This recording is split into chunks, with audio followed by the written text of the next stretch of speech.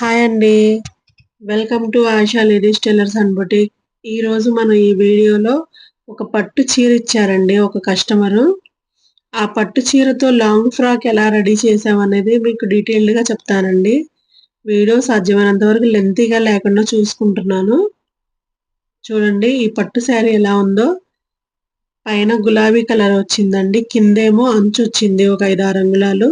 దీంతో మనం ఒక లాంగ్ ఫ్రాక్ కుట్టాలండి.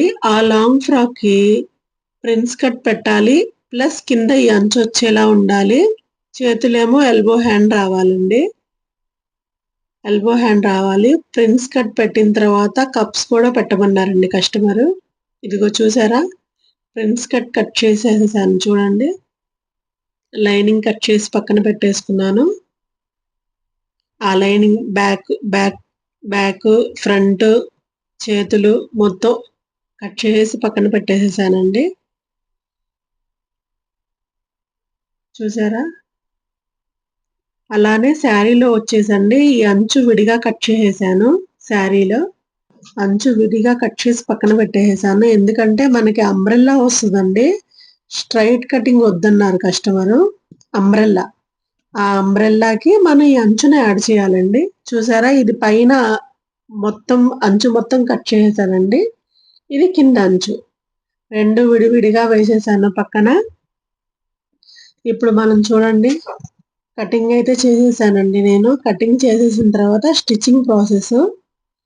ఈ ప్రాసెస్లో కింద పార్ట్స్ అంటిస్తున్నామండి మేము అంబ్రెల్లా ఫ్రాక్కి.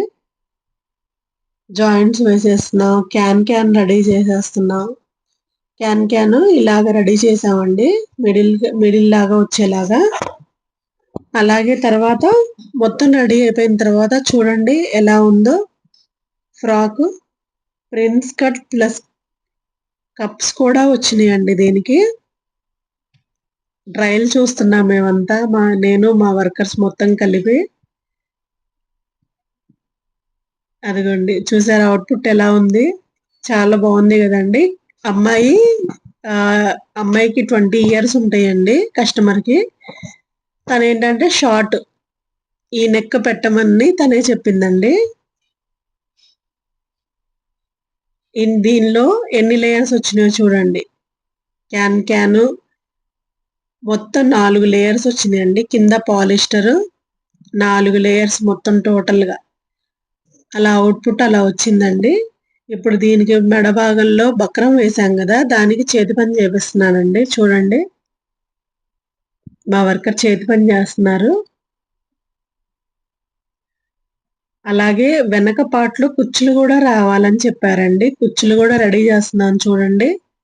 సింపుల్గా కస్టమర్ డిమాండ్ ఏంటంటే ఎటువంటి హంగు ఆర్భాటాలు ఉండకూడదు, చక్క నీట్ ఫినిషింగ్తో చాలా నీట్గా ప్లెజెంట్గా ఉండాలి.